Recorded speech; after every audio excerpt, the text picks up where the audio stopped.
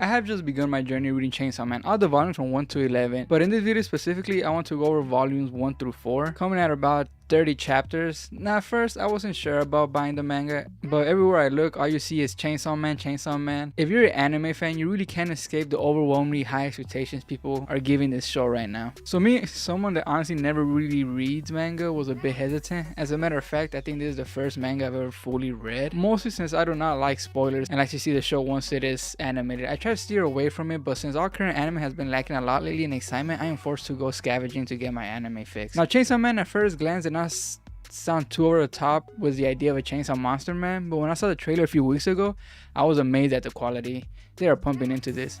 The style / art of the show really earned some extra points for me. It's really crazy how top tier anime like this never gets noticed until it's about to get animated. Now the story of Chainsaw Man, was it having this much hype? I expected to be invested by the end of the first volume at least, but to be honest I was caught off guard just with the first page. And that's what I like about anime, like this one specifically. You get hit with a character that you can almost relate to in a real world setting.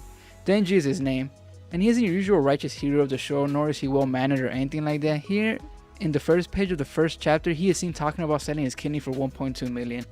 And with that, I thought to myself, what the fuck? Now this is an interesting hook. Immediately, I'm curious to why Denji would do this and even sell his right eye for money. Right away, this gives me an impression of a character that doesn't really give a fuck. Being able to do things this casually, that would be unthinkable for most of us. Especially fucking giving up his right eye, which is basically just going blind on one side, like willingly, is fucking crazy to me. So we look more into Denji's life, and we see that he is an orphan as well. No family to live with, and the only friend he has is his devil pet Pochita, which is also his fighting partner that he uses to fight devils with. That kind of resembles a dog, basically was a chainsaw mouse. So it kind of mix of cute and dangerous at the same time. So they are fighting demons in order to pay a debt that was handed down by his father, or more like forced onto him by the Yakuza his dad owed. So that's kind of the basis of why Denji's in the situation he is right now and what we know about him. He's basically working and selling his body parts and is determined to pay his debt. And his partner Pochita is with him all the time killing devils for the Yakuza. Now, devils are what they call monsters in this show. At first, when I heard devils, I was thinking it was going to be a more like religious hint to it, like angels and devils, but no, they are just monsters. This is what they call them, is devils, which is kind of almost the same shit. Monsters, devils, synonymous basically. Now, I can't say the author, Tatsuki Fujimoto, did an awesome job at creating a good hook quickly on getting the viewer's attention in the first few pages. You're left wanting to learn more about Denji and who he is and what kind of person he is, what led him to be like this, and who will he become. It just really keeps you like wondering. Now the cursing and crude talk in the show is pretty heavy, or in the manga. You can see the Yakuza telling Denji to work himself to death to pay the debt, or go whore himself out, he must, which I was kind of thrown out. I was like, damn, I was like, they're really fucking, they're not holding back. And I think this plays a big part into Denji's way of being, where from a young age he was forced to give every penny to pay his debt and treated like shit basically. And never keeps anything to even feed himself or his dog, which is why later we see him appreciating some very simple meals with an overjoyed attitude. So quickly the manga picks up pace and the second main or supporting character is introduced, and that is Maki. Maki is an incredibly mysterious character, and really you know she's the big dog when she first discovers Denji all fucked up. Her being chill as fuck in the gory scene she finds him at really shows she's a veteran devil hunter. The ones that are legally allowed to hunt devils, unlike the Yakuza. But it's the sight of a fucking massacre that doesn't focus her, and she acts as if she just walked into a field of flowers and just thinks to herself, damn, looks like we're late. Not in those words, but you get what I'm trying to say. She's gonna be a big part of the story, I'm sure. She is seen here hugging Denji in his chainsaw form without any fear, as she just warmly smiles and Denji calms down and turns back to normal, and she then sees the opportunity here of finding this rare specimen, as I'm sure is how she sees it, since devils are not humans and humans are not devils. So what is Denji? Is what she's most likely thinking, is what I was thinking.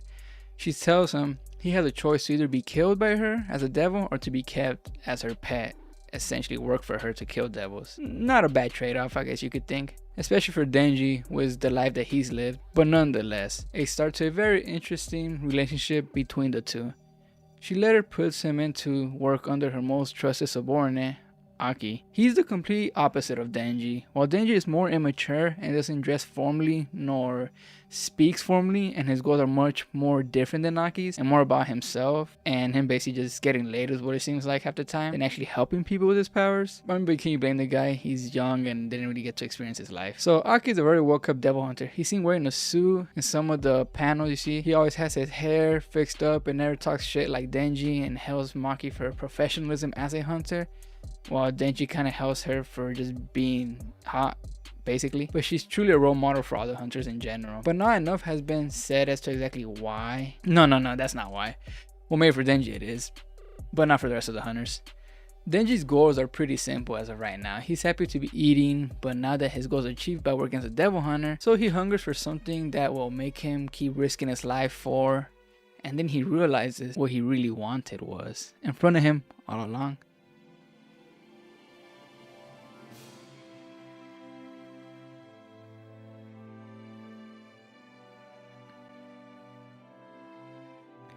Okay, I'm done talking shit on that part. But yeah, you get the idea of what kind of character he kind of is on the more funnier side. Anyway, so around this time, my second favorite character so far shows up, and that is Power. The pink-haired girl that has two small horns, and we see her with the big hammer in the trailer. If you haven't already seen it, go watch it. It's dope. Her character design is honestly dope. I mistake her for 02 from Darling in the Franxx. For a good bit, I kept getting them switched up in my mind, probably because they both have pink hair and very similar features, and they both got the horns. Her eyes seem to have this cross pattern on them, which makes her stand out more aside from the rest of her group, and later I find out why. But her hyper personality, always talking shit in some form or way with the other devil hunters, is a nice mix and duo for when she's paired up with Denji. And she is actually what they call a fiend, which is a devil that has taken over the body of a human already and is able to control them, which is why she has the horns and I'm assuming the eye pattern. I could be wrong on the eye pattern, but I'm just taking a wild guess. She also has a high IQ, which is what gives her the more human-like personality and more of free will instead of just pure instinct like the other devils. But that's why I like Power though. She's doing what she wants based on the sole purpose of survival. She doesn't care if you're human or devil from what I've seen. If you're her enemy, that's it. And she favors the winning side by the looks of it, or whichever side benefits her the most. Truly a human way of thinking for a devil, as crazy as she is. And I just like the big ass hammer she busts out from her own blood. It's dope. And in the trailer, she's seen fucking shit up with it in extreme fashion, so I'm just a fan of that too. So as I was saying, later on she's assigned as Denji's partner, and they obviously don't get quite along because they both have similar personalities of talking shit a lot. But they're a fun duo to see fight and talk shit to each other, which eventually brings us to the Bat Devil arc in the manga. This is around volume 2, and it's a pretty fast chapter, pretty fast flurry of chapters in this volume. Denji gets his ass beat, and I'm shocked at how fast it happened. But then he cranks himself up like a fucking lawnmower and turns into a chainsaw man and does the business and fucks the bat up. I don't think that's much of a spoiler. I'm sure we all kind of see that coming. You know, it's a lot more goes into it, but I just don't want to completely ruin the show for you or the chapters, since for those that haven't read it. But that's just a small part. But it is truly interesting how every character so far has something the other is missing. Aki is cool-headed, Denji is not. Power has strengths and energy. Denji doesn't really have that, and he's not strong strengths-wise like Power is. She can punch holes through walls and basically creates craters in the ground. Denji doesn't really have too much physical strength, even in his chainsaw form. Reading the manga so far has been truly easy the way the panels are set up, with not too much happening in each page at once, so the reader doesn't get overwhelmed with so much moving parts and so much going on. The author truly takes his time with each character's backstory, but also doesn't spend too much time there to the point where you get bored. Just enough to tell you why the characters are acting or thinking in certain ways. Really good and calm but fast-paced storytelling for a action anime. The way he is able to change the vibe of what's happening with the art from action gory to a sad and meaningful tone is very smooth in transition. The scenes where Denji is losing his determination but is quickly promised something simple or a reward for his efforts, and it gets pretty intense in these scenes. You almost forget the type of manga you're reading. You might be thinking I fucking picked up a doujin or some shit, but it truly portrays that intimate desire that Denji has, and is sometimes met backwards from some of the female characters. And it's not overly done either, just enough to captivate you, then it goes back to work, back to the main story. But those things do play a big part in his reason for doing things, but he simply gives no fucks and he accepts his goals and dreams or reasons for risking his life that they are not as grand or noble as some of the others.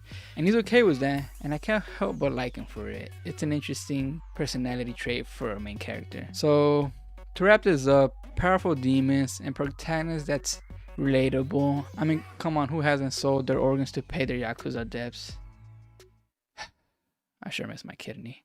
Anyways, the story is a continuous car that feels like it's moving at full speed, but yet are still able to take in all that's happening without getting overly confused or why or how something is happening. It all gets explained pretty fast. I'm truly happy we're getting a anime adaptation with this later on this year, 2022 hopefully, so we can all enjoy the hard work that has been put into such interesting characters and storyline, and we can get to know them better. Considering the manga is only 11 volumes, I don't expect many episodes, but could be like a 24 episode anime series broken up into two 12 episode parts, since that is what's pretty common to see these days. So till then, I highly recommend you go and read the manga to get a small head start and quench that thirst for action. And well, that's all I got really for now on Chainsaw Man. If you stayed this long, thank you, and remember to give it a like and make sure to subscribe.